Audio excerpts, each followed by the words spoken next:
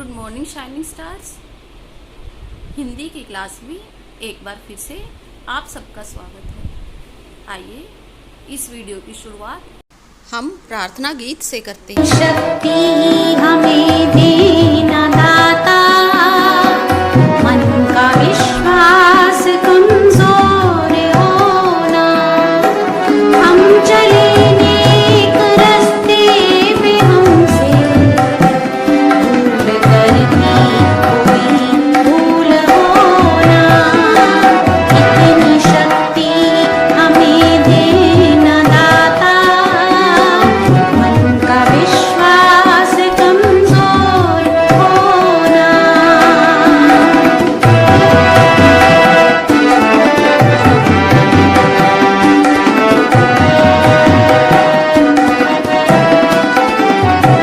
दूर अज्ञान के हो अंधेरे, तू हमें ज्ञान की रोशनी दे, हर बुराई से बच के रहें हम, जितनी भी दे भली ये जिंदगी दे, वैर होना किसी का किसी से, भावना मन में बदले की होना, हम चले नेक रास्ते पे हमसे भूल करती कोई भूल होना, इतनी शक्ति हमें देना दाता, मन का विश्वास कमजोर होना। आज की इस वीडियो में हम हिंदी ग्रामर का काम करेंगे। आप अपनी ग्रामर बुक का लेसन नंबर 5 ओपन कर लीजिए, पेज नंबर 18। इस चैप्टर का नाम है सूरज कहो या भानु। पर्यायवाची शब्द। इस चैप्टर में हम पर्यायवाची शब्दों के बारे में पढ़ेंगे। देखिए, पहले मैं आपको पर्यायवाची शब्दों का अर्थ समझाऊंगी, उसके बाद हम इस चैप्टर में दिया हुआ अभ्यास कार्य करेंगे। हम इस चैप्टर को पहले अच्छी तरह से समझें। मैं आपको कुछ चित्र दिखाऊंगी और आपसे उनके बारे में कुछ प्रश्न पूछूंगी। आप मुझे उनके आंसर बताना। आप इस चित्र को ध्यान से देखकर मुझे इसका नाम बताइए। यस, यह है सूरज का चित्र है। अब मैं आपको सूरज के अन्य नाम भी बताती हूँ। देखिए, सूरज को हम सूर्य और रवि भी कहते हैं। अब दूसरा चित्र देखिए, इसका क्या नाम है? फूल। यह एक फूल है। अब फूल के और नाम सुनिए, पुष्प, सुमन, कुसुम। अब ये देखिए, ये क्या है? आंख। यह आंख का चित्र है और आंख को हम नयन और नेत्र भी कह सकते हैं। अब एक और चित्र देखिए। देखिए, यह किसका चित्र है? पेड़ का। यह एक पेड़ है। और देखिए, पेड़ को हम वृक्ष या फिर तरु, पेड़ को हम वृक्ष भी कहते हैं और तरु भी कहते हैं। अब देखिए, अगले चित्र में एक घर बना हुआ है। घर के लिए हम गृही और अल्य इन नामों का भी प्रयोग कर सकते हैं। देखिए, मैंने आपको एक वस्तु के कई नाम बताए हैं। तो एक जैसा अर्थ बताने वाले शब्दों को ही हम पर्यायवाची शब्द कहते हैं। पर्यायवाची शब्द यानी समान अर्थ वाले शब्द, एक जैसा अर्थ बताने वाले शब्द। तो आइए, अब हम आपकी बुक में पेज नंबर 18 पर जो पर्यायवाची शब्द दिए गए हैं, हम उनकी रीडिंग करेंगे। सबसे पहले कौन सा शब्द है? सूर्य। सूर्य के पर्यायवाची शब्द हैं दिनकर, भानु, आदित्य। उसके बाद है चांद, शशि, इंदु, चंद्रमा। नेक्स्ट वर्ड सुनिए, माँ। जननी, माता, मैया। पिता, पितृ, जनक, पापा। पक्षी,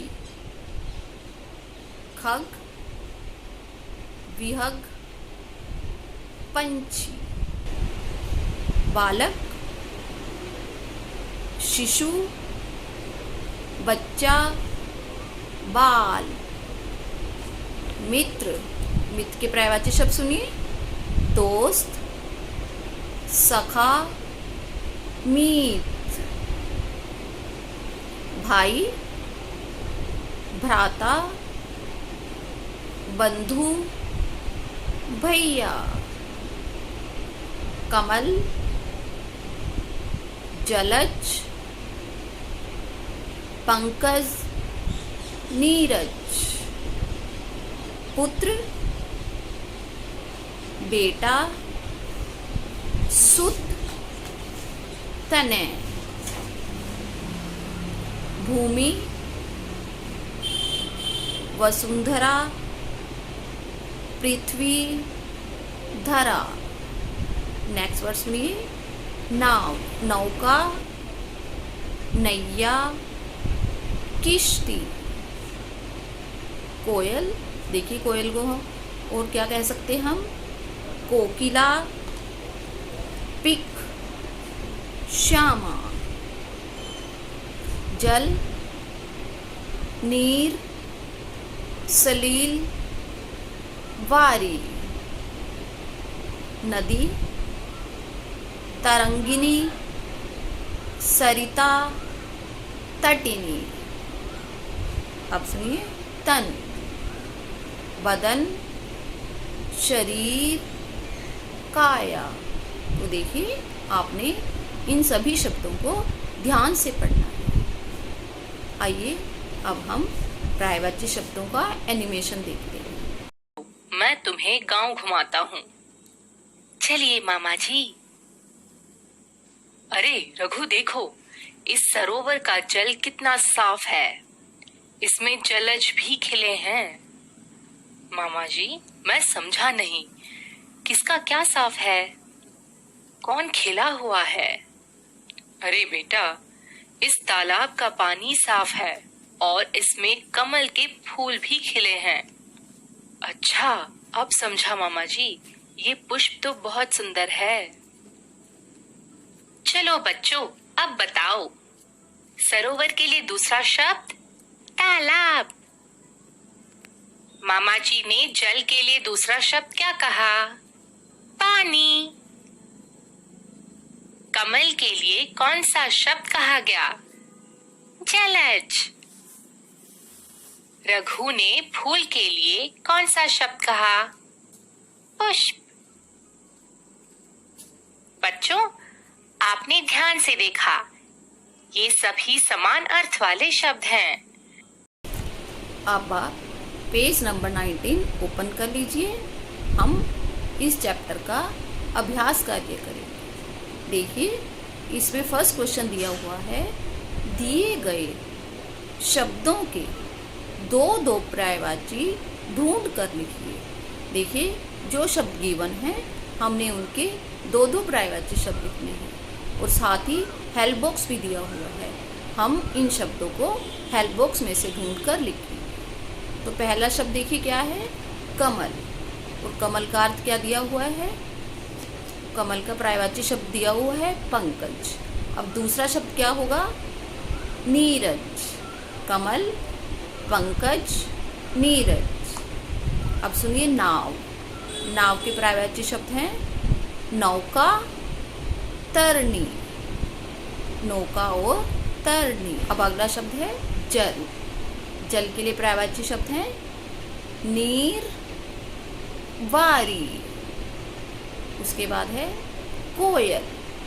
कोयल के लिए हम क्या शब्द लिखेंगे? कोकिला और पिक। देखिए कोकिला और पिक ये दोनों कोयल के ही नाम हैं। उसके बाद है समुद्र। रत्नाकर, सागर। इस तरह आप इन शब्दों को ध्यान से अपनी बुक में लिख लेना। अब सेकंड क्वेश्चन देखिए, दिए गए शब्दों के सही पर्यायवाची पर टिक लगाइए और लिखिए। देखिए, एक शब्द के लिए 3 पर्यायवाची शब्द दिए गए हैं, लेकिन उनमें से सिर्फ एक ही शब्द सही है, तो हमने उसके साथ टिक लगाना है और जो स्पेस गिवन है वहाँ पर हमने उसका सही आंसर लिखना है। तो देखिए, पहला एग्जाम्पल दिया हुआ है प्रसन्नता। प्रसन्नता का सही पर्यायवाची शब्द है हर्ष, और हम सामने क्या लिखेंगे? हर्ष। दूसरा शब्द देखिए प्रार्थना। प्रार्थना का देखिए पर्यायवाची शब्द कौन कौन से दिए हुए हैं? पूजा, विनती, विनम्रता। तो प्रार्थना का पर्यायवाची शब्द है विनती। हम विनती के सामने टिक लगाएंगे और जो स्पेस दिया हुआ है वहाँ पर विनती लिखेंगे। अब नेक्स्ट देखिए आसमान। दिवाकर, बादल, अंबर। इसके लिए सही शब्द कौन सा है? अंबर। हवा, सलील, पवन, अनल। हवा का पर्यायवाची शब्द क्या होगा? पवन।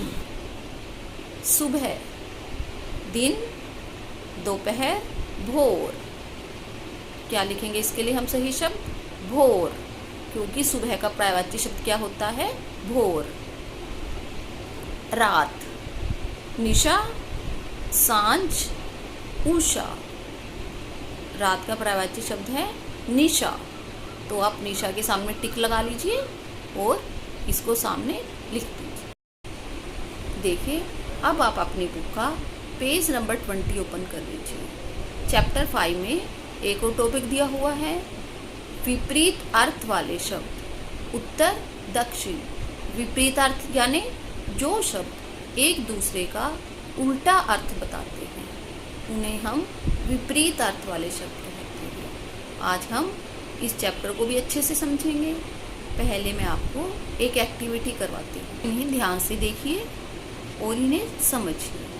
देखिए, पहले चित्र से हमें क्या पता चल रहा है? खुश। और दूसरे चित्र से दुखी। खुश, दुखी। अगला चित्र देखिए, गरम, ठंडा।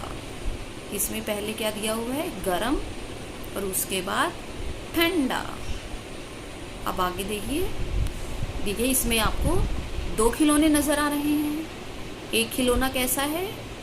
नया, और दूसरा पुराना।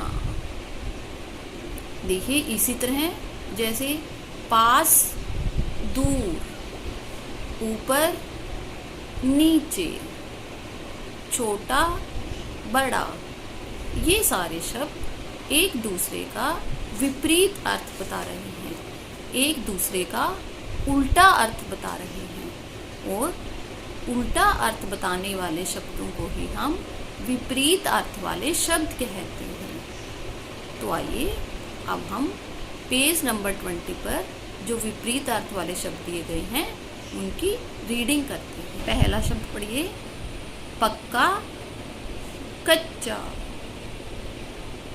ताजा, बासी, अंधेरा, उजाला।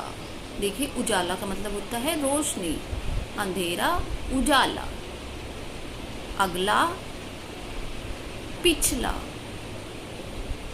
अच्छा, बुरा, अपना, पराया, असली, नकली, आलस, चुस्ती, एक, अनेक,